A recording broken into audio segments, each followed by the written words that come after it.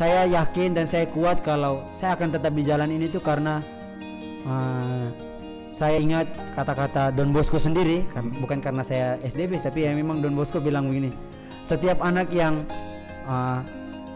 masuk biara lalu melayani Tuhan secara khusus, itu Yesus sendiri yang akan menggantikan posisinya dalam keluarga. Dan saya yakin itu, saya jalan terus meskipun mama nangis, saya yakin mama tuh kuat.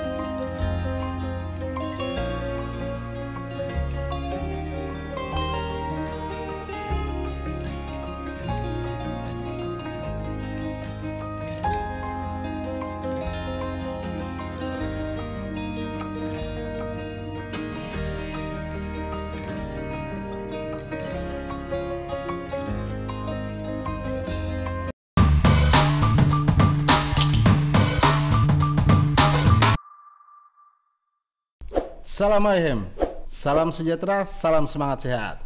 Bertemu lagi bersama kami Amor Fati, bersama saya Willy. Saya Alfon. Saat ini kita berada di Wisma Don Bosco, Sunter ya. Sunter. Bersama frater siapa? Saya Frater Noce, Bataona SDB.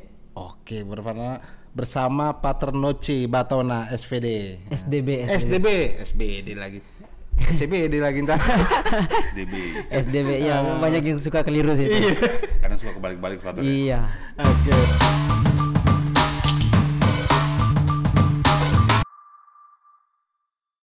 Oke, untuk jelasnya kita akan berbincang-bincang dengan Frater Noce di acara Amor Fati ini. Oke Mas Abang, kita mulai ya. Mulai aja. Oke. Siap frater ya? Alhamdulillah siap. Kadang ada pertanyaan-pertanyaan yang waduh harus susah dan berat juga dijawab. Diusahakan untuk dijawab. Siap. Oke Frater, pertama gini nih. Bagaimana prosesnya Frater menentukan untuk menjadi seorang frater? Jadi ya kalau dari proses sih, saya punya niat mau jadi biarawan.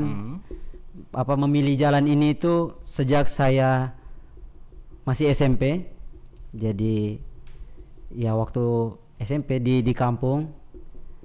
Kampung di mana Frater? Di Lamalera. Jadi semua orang pasti bertanya-tanya, kalian cari sendiri. Jadi karena di Lamalera itu banyak suster, banyak pastornya, jadi ya saya perlahan-lahan tertarik mau jadi pastor. Lalu saya masuk seminari. Masuk seminari di Seminari San Domingo Hokeng di Keuskupan Larantuka. Lalu kenapa saya memilih SDB bukan SVD? Karena di Flores itu banyak SVD, ya. lalu banyak yang masuk projo dan tidak kalah bersaing juga ada Redemptoris. Ya. Jadi saya memilih SDB karena saya suka tantangan. Yang pertama itu karena di sini hampir saya tidak punya senior di sini, maksudnya dari SMA yang sama.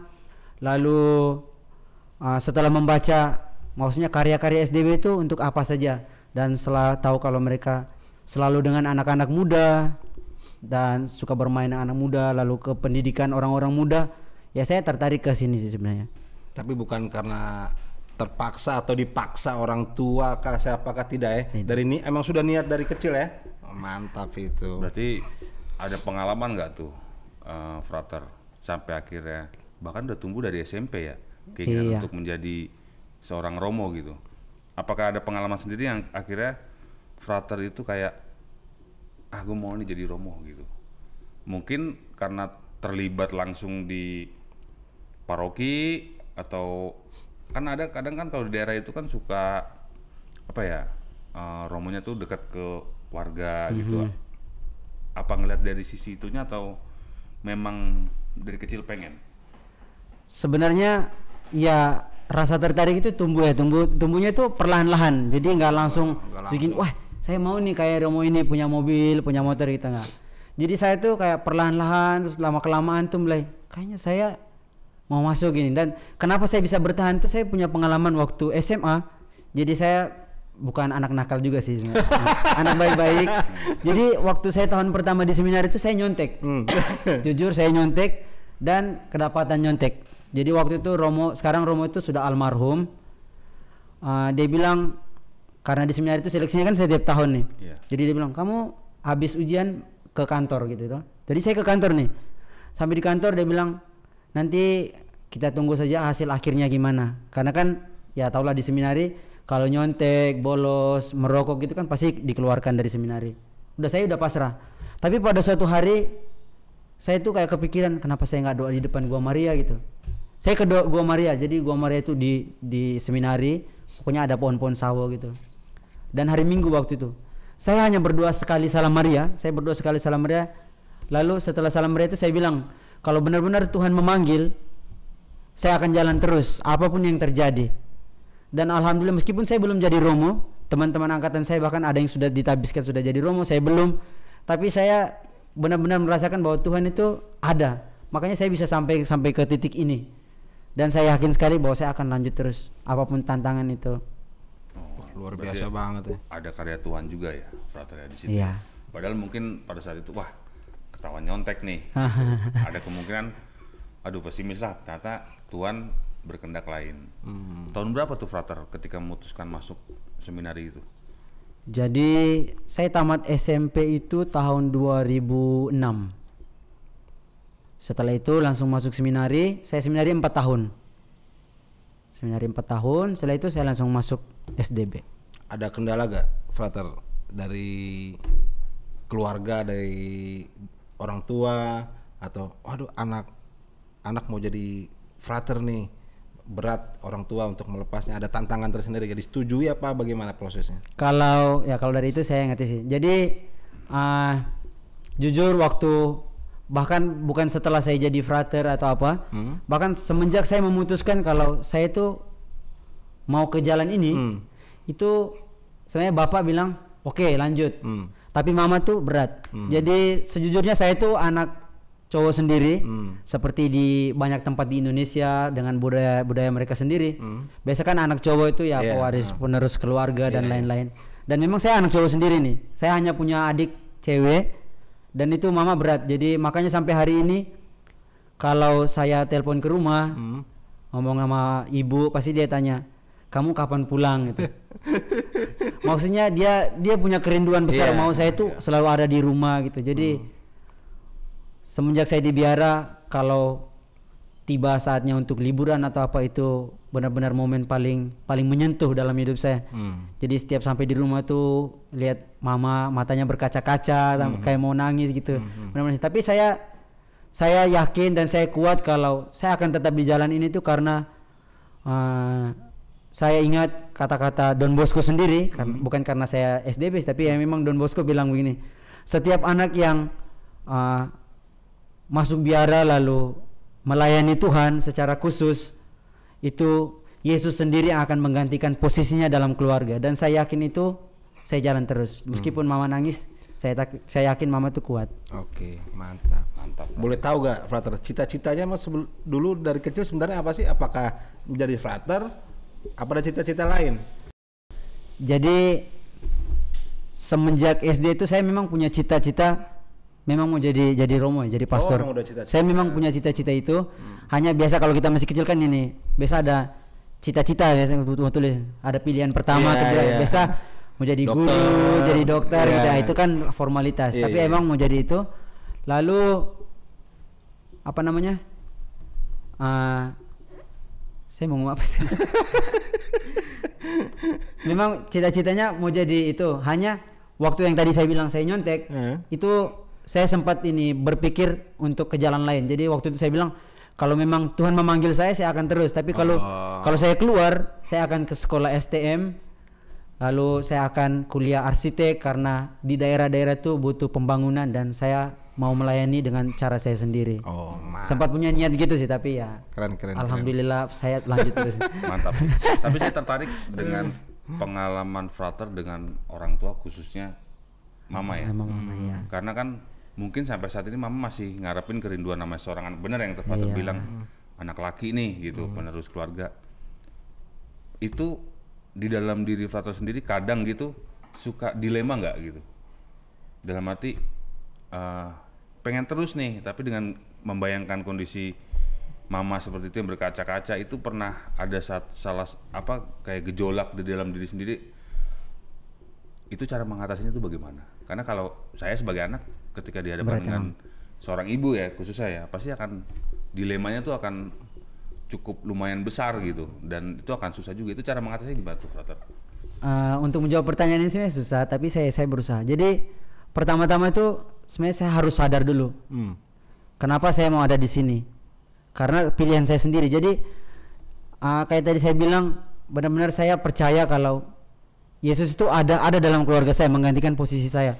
Nah, kalau dibilang ada dilema atau kayak pergulatan batin gitu, ada sih ada, karena ya namanya juga kita manusia, pasti ada tantangan, dan ya namanya juga hidup itu pasti ada jatuh bangunnya.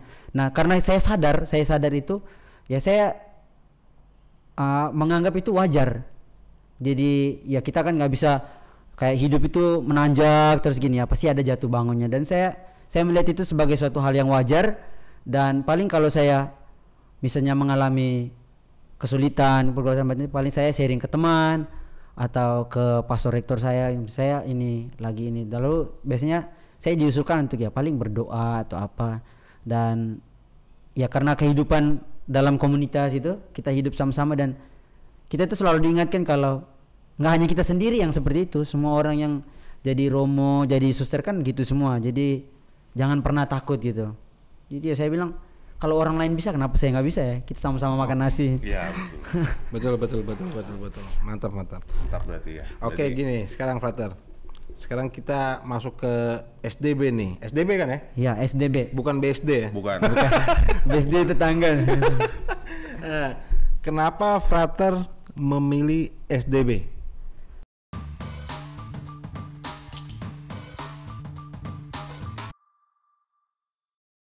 Baik, kalau ditanya kenapa milih SDB, jadi sebenarnya waktu saya masih seminari kan kita bebas nih memilih.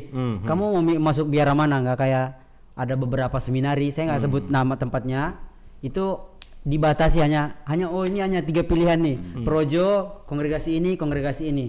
Jadi pilih antara 3 ini lah. Lalu karena di seminari Santo Domingo Hokeng itu bebas memilih, saya memilih SDB itu karena pertama-tama itu karena karyanya untuk anak-anak muda.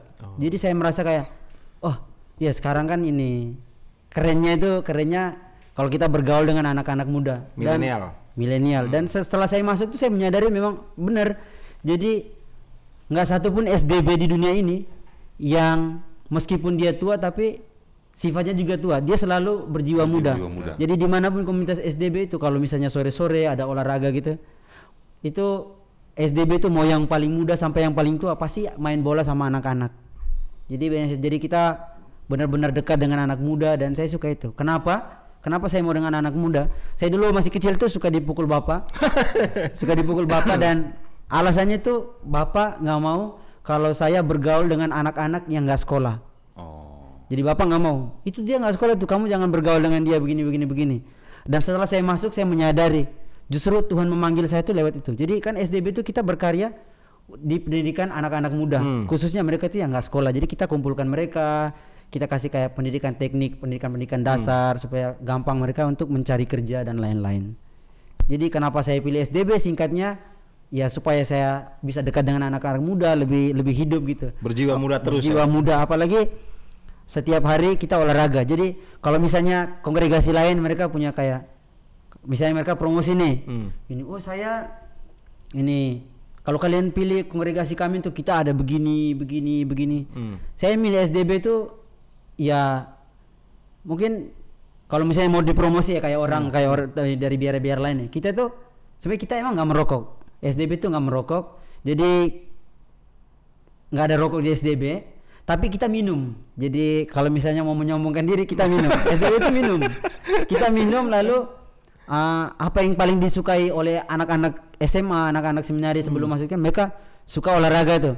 Nah, nggak kayak biara lain, mereka itu misalnya hari ini doa, besok olahraga atau apa. Kalau di SDB itu wajib olahraga. Jadi hukumnya wajib. Karena di lapangan tuh tempat kita bertemu dengan anak-anak muda, tempat di mana biasanya saling mengenal itu kita lebih cepat mengenal sesama itu di lapangan. Lewat olahraga ya. Bahkan kita sesama frater atau sesama brother itu bisa saling mengenal itu di lapangan, karena kalau kita ngobrol biasa gini kan biasa yang keluar itu setelah apa yang kita pikirkan ini, tapi aslinya itu akan keluar di lapangan. Misalnya kakinya ditendang dikit, apa lu gitu. Kalau gini kan nggak mungkin. Kalau di lapangan tuh aslinya keluar. Jadi kita lebih mengenal orang itu di lapangan. Betul. Pengalaman saya juga sih ya, pernah mendampingi beberapa adik-adik di UMK gitu. Memang pendekatannya lebih gampang melalui olahraga. Iya. Kita ngajakin mereka Rosario, nggak ada yang datang. Minggu depan Sabtu kita olahraga. Ayo kita futsal. Banyak yang datang. Tapi bagus juga sih, karena saya ngeliatnya bahwa penopang ini kan penerus gereja Katolik itu kan justru ada di anak muda ya. Iya. Di saat beberapa melupakan anak muda, ada SDB yang berperan penting nih gitu. Karena jujur nih Frater, banyak anak muda kita yang nyebrang dan pindah gitu. Karena memang mereka tidak bisa mengenal Katolik itu seperti apa gitu. Mungkin dari orang tuanya juga kurang pendampingan atau apa. Mau ketemu bruder juga segan gitu kan. Mau ketemu romo segan, tapi ada SDB. Saya rasa sih mungkin kalau bisa lebih besar lagi mungkin akan lebih baik buat perkembangan gereja Katolik. Oh yes, ada satu ini. Saya tadi kan katanya segan segala macam. Ini saya mau ngomong sesuatu. Jadi itulah kenapa kebanyakan SDB, kita kalau ketemu SDB, pastor atau frater, misalnya di paroki dia habis misa. Biasanya kan kalau romo-romo lain jubahnya langsung biasa dia pakai dulu keluar salaman nama ini. Biasanya kalau SDB tuh jubahnya langsung diginiin atau digulung-gulung gini, dipegang-pegang. Jadi kita tuh untuk bertemu dengan anak-anak muda biasanya kita nggak pakai jubah. Alasannya karena kita menyadari di mana-mana sekarang anak-anak itu takut kalau ini ketemu pastor, suster, ya sungkan. Jadi ya kita lepas jubah dulu biar ngobrol begini, mungkin supaya mereka itu, karena memang kita mau dekat sama mereka, bukan karena kita pakai jubahnya lalu mereka mau dekat. Makanya ada satu fakta sekarang, karena saya aktif di Instagram juga, ini ada satu fakta di Instagram itu menunjukkan bahwa anak-anak muda sekarang itu lebih berani membuka hati, membuka diri sharing itu di dunia maya. Jadi misalnya ini mereka lihat ada akun-akun yang bisa dipercaya, mereka akan lebih sharing ke sana. Misalnya, oh ini bapak sama mama saya ini ribut terus gini-gini, bapak saya mau nikah lagi, dia akan lebih berani cerita di situ daripada dia ke paroki ketemu pastor parokinya dan sharing. Betul. Jadi itu makanya maksudnya kita ya dengan cara kita sendiri, dengan cara Don Bosco, kita dengan cara kita tuh mendekati anak-anak muda itu. Jadi nggak harus kita duduk di kantor pakai jubah gitu, nggak. Kita yang main biliar, ajak mereka main. Kita di sini tuh setiap siang wajib rekreasi, dan rekreasi favorit kita tuh main biliar. Jadi kita kalau ketemu orang-orang di luar yang nggak familiar dengan kita, tanya, ini Frater lagi ngapain ini? Kita lagi main biliar. Apalagi telepon ke kampung main biliar. Frater main judi, Frater. Berarti benar-benar turun ya, Frater? Iya, kita benar-benar biar berbaur di masyarakat.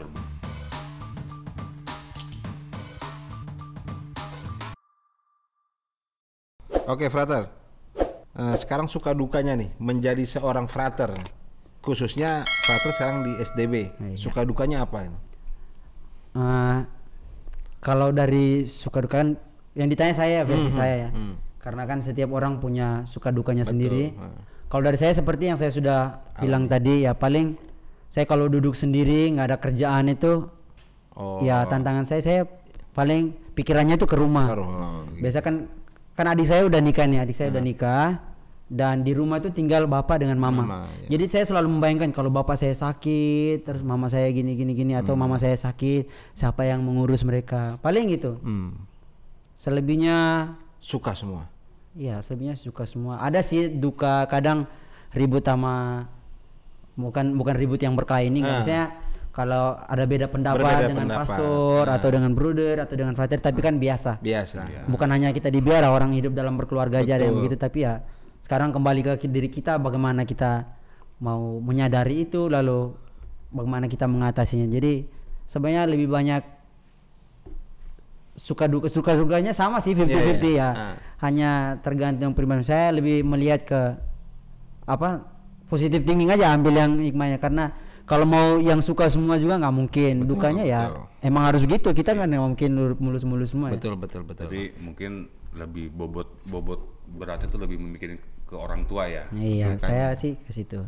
Tapi kan ada untungnya juga kalau misalkan seorang biarawan atau biarawati bukannya mendoakan nih ketika kerabatnya ada yang sakit, itu bisa langsung bergerak cepat gitu. Karena kan biasanya dikasih toleransi seperti itu kan, apalagi orang tua, jadi bisa langsung terbang untuk ngurus gitu. Itu lebih ke orang tua ya, bukan karena aduh nggak bisa pacaran nih.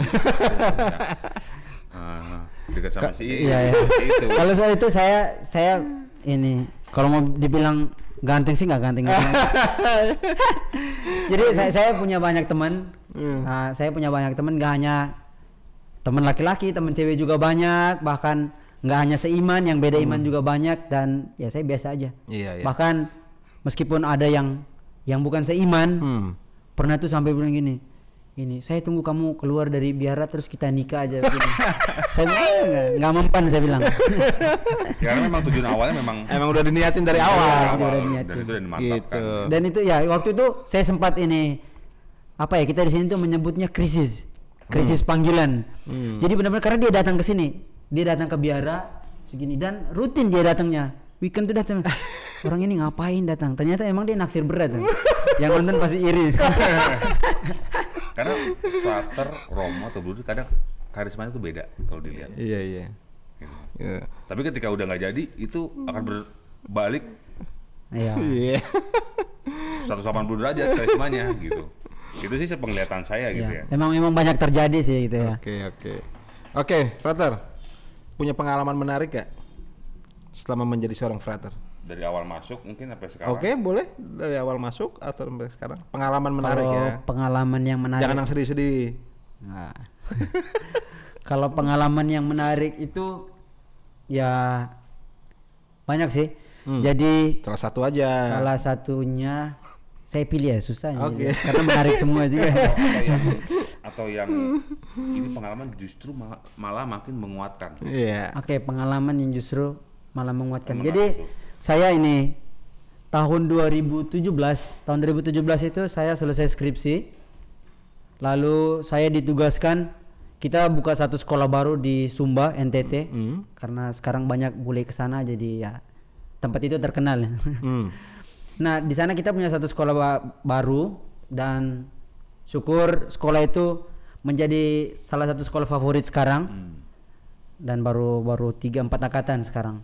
Nah, yang membuat saya benar-benar merasa kalau saya merasa dimatangkan dalam panggilan saya, satu pengalaman menarik, saya berada di tengah-tengah anak-anak muda itu sendiri. Jadi bagaimana dari saya bangun tidur, pokoknya saya bahkan tidur itu kamar saya itu dekat dengan anak-anak asrama. Jadi bisa dihitung, dikatakan tuh 24 jam itu saya dengan mereka. Jadi bisa dirasakan bagaimana kedekatan saya dengan anak-anak itu benar-benar, selain ya saya dengan hati yang tulus membantu mereka, tapi terlepas dari itu mungkin mereka juga nggak menyadari kalau saya itu dikuatkan dari hal-hal seperti itu. Bagaimana saya membuat anak-anak itu tahu kalau saya itu mencintai mereka. Terlalu tinggi nggak sih? Enggak sih. Jadi saya itu berusaha supaya mereka tuh tahu kalau saya itu sayang dengan mereka. Jadi saya bahkan rela dengan mereka tuh 24 jam. Bahkan waktu mereka makan saya ada di sana. Jadi benar-benar gitu. Jadi saya merasa itu. Lalu ya meskipun nggak nyampe setahun sih saya di Sumba waktu itu. Saya semakin dikuatkan lagi tuh tahun 2018 saya disuruh ke, maksudnya bukan disuruh juga sih, dapat tugas baru, saya diminta untuk ke Papua Nugini. Dan di Papua Nugini itu benar-benar mereka bahasanya beda dengan kita, budayanya beda. Jadi mereka bahasanya itu mereka pidgin, tapi syukur mereka punya ini second language-nya bahasa Inggris. Dan waktu saya ke sana tuh saya benar-benar, karena semua orang di sana tuh biasanya kayak ini pastor atau frater lain dikirim kemana, misalnya sudah ada orang 1 atau 2 orang yang dia sudah kenal di sana. Saya itu benar-benar nggak kenal siapa-siapa di sana. Bahkan ini SDB sendiri yang di sana itu saya belum pernah ketemu mereka sebelumnya. Dan itu jadi satu tantangan berat buat saya. Saya seminggu pertama itu kayak hanya di kamar, keluar kamar makan, saya jalan-jalan juga gitu ketemu anak-anak, terus mereka tanya kadang pakai bahasa mereka tuh saya bingung dia tanya apa ini. Dan ya saya tuh benar-benar nggak ada persiapan. Biasanya kan orang, oke nanti kamu dikirim ke misalnya ini ke Portugal, jadi berarti kamu kursus dulu bahasa Portugal misalnya berapa gitu. Saya tuh nggak ada kursus-kursus, langsung pergi. Jadi itu satu tantangan berat. Karena dari nol seperti itu, saya berada di mereka, saya merasa benar-benar ditantang dan saya menyadari bahwa di sana tuh benar-benar kayak apa namanya butuh kayak revolusi mental atau apa gitu. Benar-benar mereka tuh membutuhkan sosok seorang ini kayak Salesian. Jadi kita tuh SDB itu Salesian Don Bosco. Kita sebutannya itu Salesian. Dari awal sih kita nggak sebut. Saya SDB tapi kita panggilnya itu Salesian. Salesian Don Bosco ya. Iya. Oh jadi melalui mereka lah frater ini semakin dikuatkan gitu ya. Ketika berada dengan anak-anak muda itu ya. Oke, frater. Sekarang bisa ceritakan sedikit gak tentang SDB?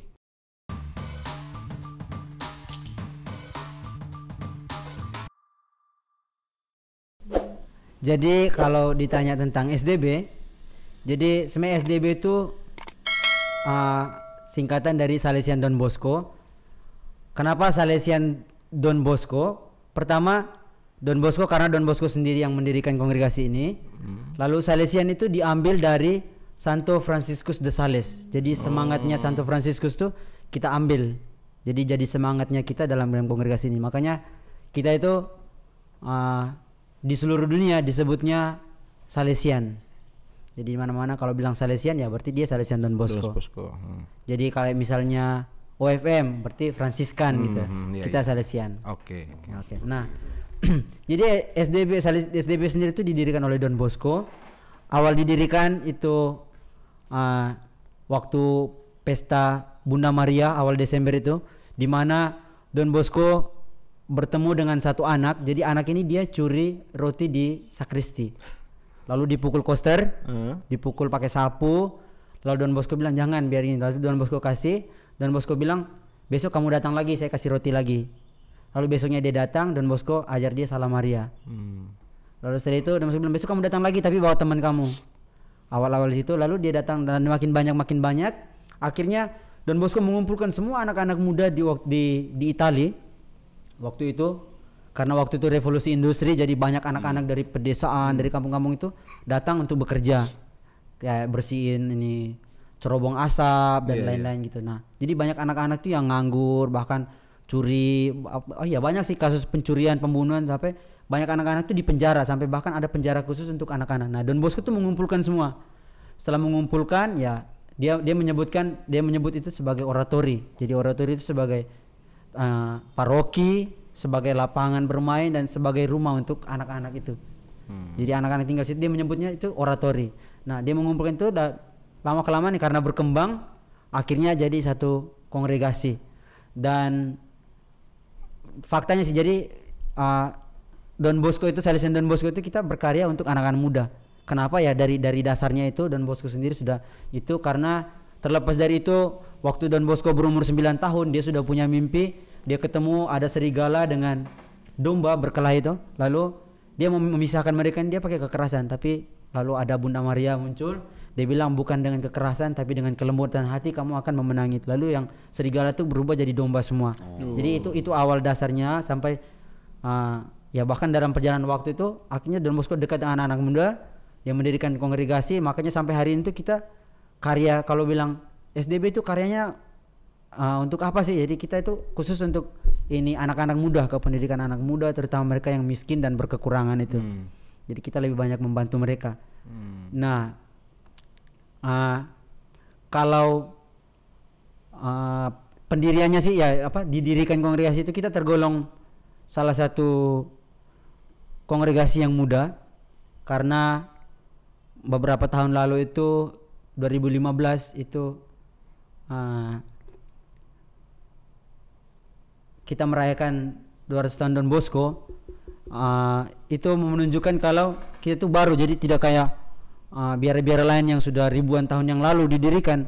Tapi mungkin karena kita berkarya untuk anak-anak muda, kependidikan anak-anak muda, jadi kita tuh masuk dalam 3 besar kongregasi dengan anggota terbanyak di dunia. Meskipun di Indonesia banyak yang belum tahu. Bahkan kalau mau dikasih bocoran, pastor paroki saya dulu, saya waktu izin mau masuk SDB, dia malah, "Oh, kamu masuk SVD ya?" Saya, "Bukan, SDB." Bahkan sempat bingung. Jadi mungkin di Indonesia belum terlalu, tapi kalau ada teman-teman yang punya kenalan di luar negeri, kalian bilang aja Don Bosco, itu banyak yang kenal. Karena kita salah satu, bukan karena kita orang-orang hebat semua, tidak, karena kita dengan anak-anak muda, jadi ya memang, jadi karena kita terjun langsung dengan anak-anak muda, jadi calon-calon kita juga itu banyak. Iya, jadi merangkul mereka ya. Jadi kita merangkul. Jadi makanya sekarang itu kalau orang yang kenal, mereka tahu kalau bukan menyombongkan diri sih, SDB itu kongregasi yang besar. Jadi saya merasa tidak menyesal kayak masuk SDB, meskipun teman-teman saya itu ada di biara-biara lain, meskipun saya sendiri di sini, maksudnya teman SMA ya. Tapi ya itu, kita SDB masih hanya di Indonesia belum. Oke. Saya tertarik tadi pas masuk ke sini itu ada, aku kan jadikan kamu sebagai penjalan manusia. Oh, yang tulisan di pintu. Oke. Dan itu pas banget ya gitu, karena pendekatannya langsung ke anak muda dan merangkul anak muda juga gitu. Wajar sih kalau bisa jadi 3 besar di dunia ya, Frater. Iya. Mantap. Terus satu nih mungkin yang kelewat nih, Frater. Aktivitasnya tuh apa sih? Oke, saya sih karena seperti yang tadi saya sudah cerita ya, saya kan dari Papua Nugini, lalu setelah dari Papua Nugini itu saya balik ke Jakarta. Nah, di Jakarta itu ya kehidupan sehari-hari seperti frater-frater yang lain, kita tetap belajar, doa gitu. Tapi saya kayak punya kerasulan khusus. Saya kayak mendapat istilahnya itu kita sini ketaatan gitu. Jadi kamu belajar lagi. Lalu saya kuliah lagi, dan ya kalau mau dibilang saya itu mahasiswa resmi salah satu kampus di Yerusalem, Israel. Wih, sadis. Israel. Hanya ya kesulitannya gitu. Jadi kan kita beda 5 jam nih kalau yang sekarang ya. Sebelumnya itu selisih 6 jam. Kalau sekarang selisihnya 5 jam. Jadi pagi kalau saya selesai sarapan, mereka di sana kan masih dini hari tuh, lagi pada mimpi, nyenyak semua. Dan jadi saya santai. Jadi saya kuliahnya itu siang sampai sore, bahkan sampai malam. Oh. Online, masih online ya? Online-nya iya, karena belum bisa ke sana ya. Belum bisa ke sana. Oke. Alasannya kita tahu ya. Iya. Oke, Frater. Sekarang gini nih.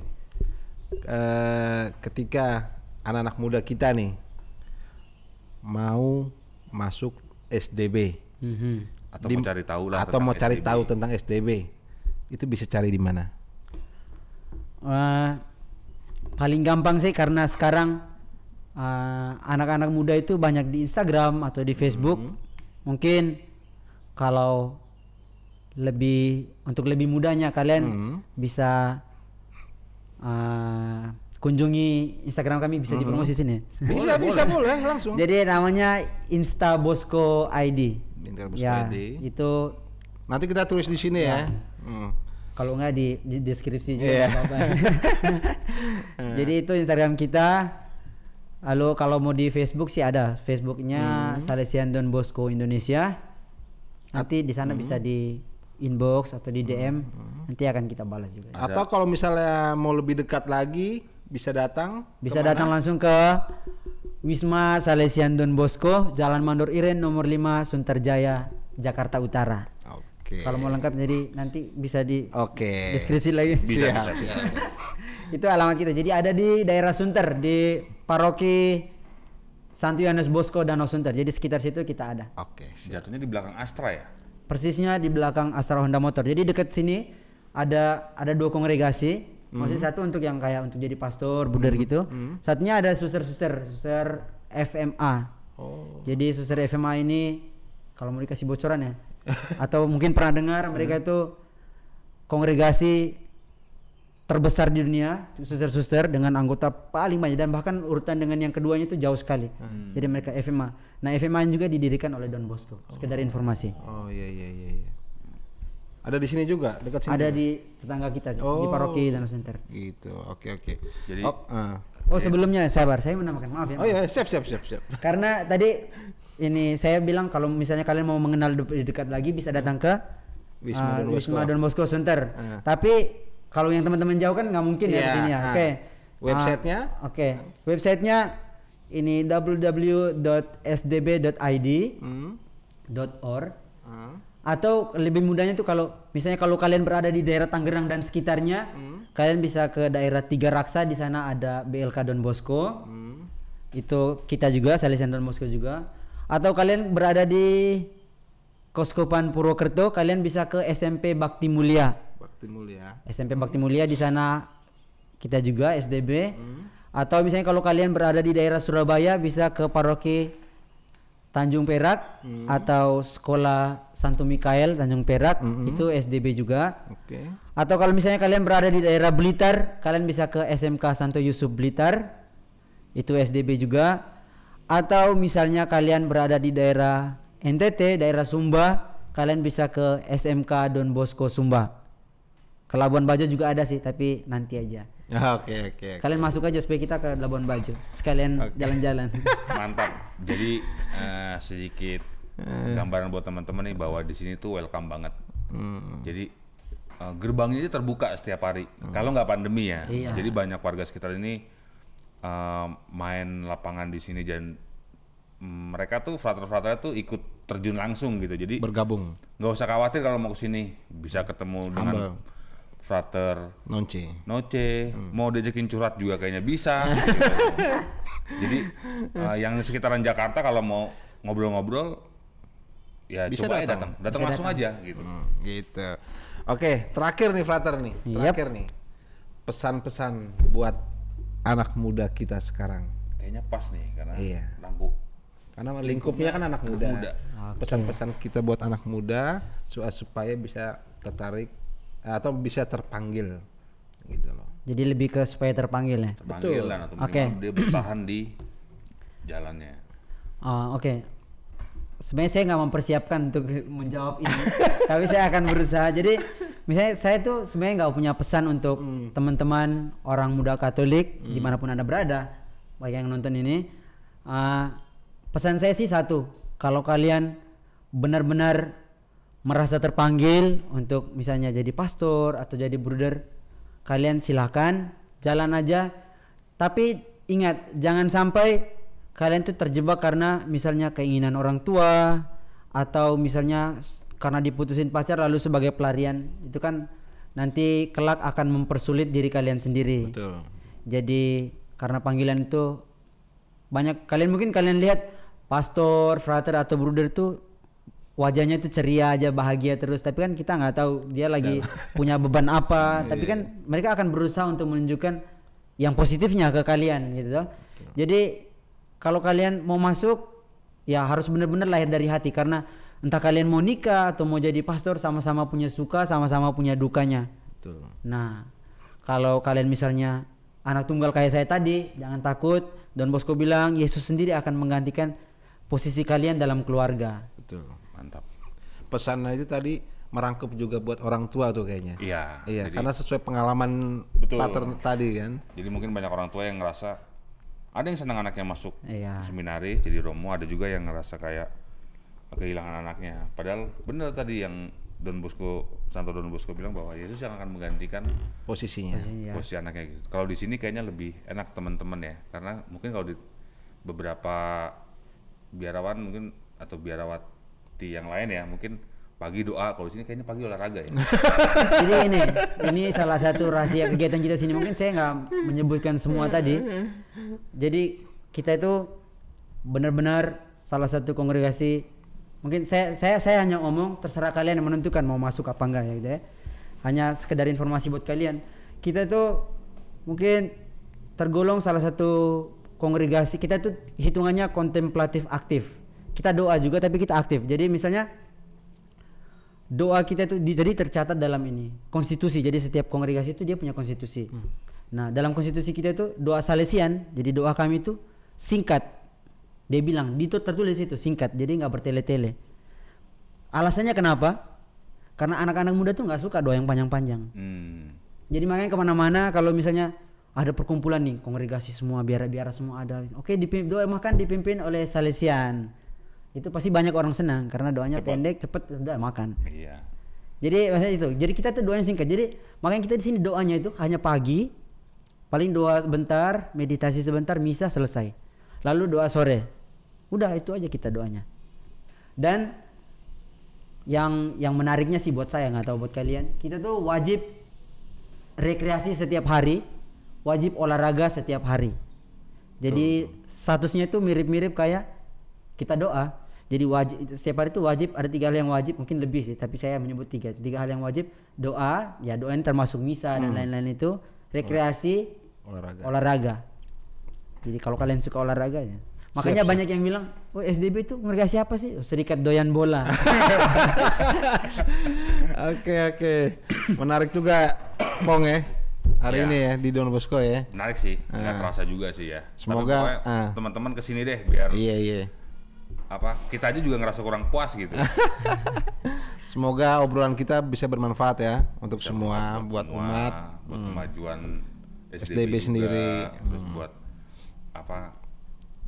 frater juga nanti sukses di pendidikannya, sukses di kaulnya juga gitu, teman-teman. Amin.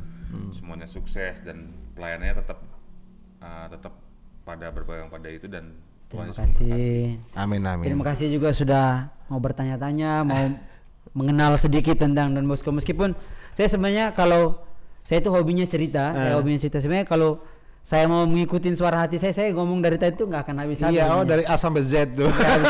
Bahkan mau cerita tentang Don Bosco nggak akan habis-habis. Iya, nanti akan kita bikin sesi sendiri ya. Ya mungkin jangan bosan, tapi kayaknya nggak akan bosan kalau Frater Noce yang ngomong gitu mau 1 jam 2 jam kayaknya nggak akan bosan gitu. Oke, gitu aja ya, Frater. Terima kasih. Terima kasih juga atas kita diterima di sini. Ya, semoga tadi bermanfaat untuk semua ya. Oke. Amin. Haleluya. Sampai di sini dulu perjumpaan kita kali ini bersama Frater Noce Batona. Semoga pembicaraan kita bermanfaat untuk semua. Salam sehat. Haleluya. Oke.